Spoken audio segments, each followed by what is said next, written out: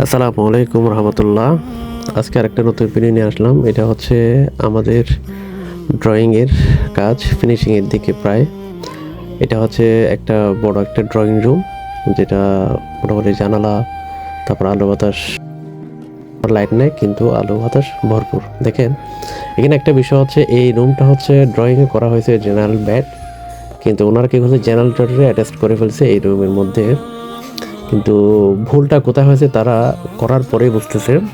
এই general toilet যখন attach করে ফেলছে, দেখেন এটা হচ্ছে একটা ডাইনিং রুমের আলো বাজে, দেখেন কোনো লাইট নাই কিন্তু আলোটা কীভাবে আসছে দেখেন। এই যে ডাইনিংয়ের পাশে যে এই টয়লেটটা, এটা হচ্ছে জেনারেল টয়লেট করে ফেলছে।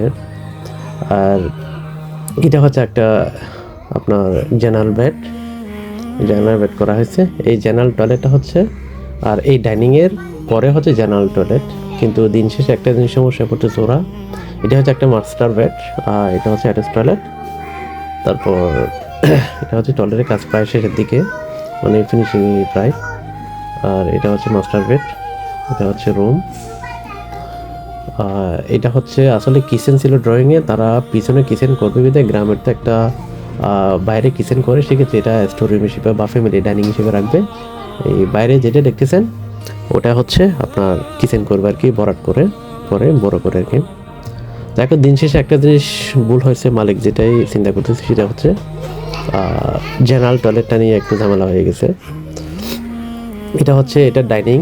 আসলে দিন শেষে একটা বাইরের কেউ যদি আসে, উনি যদি টয়লেট করার ইচ্ছা হয়, সেক্ষেত্রে কিন্তু উনি ডাইনিং পার হয়ে আপনাকে জেনারেল টয়লেটে আসতে হবে।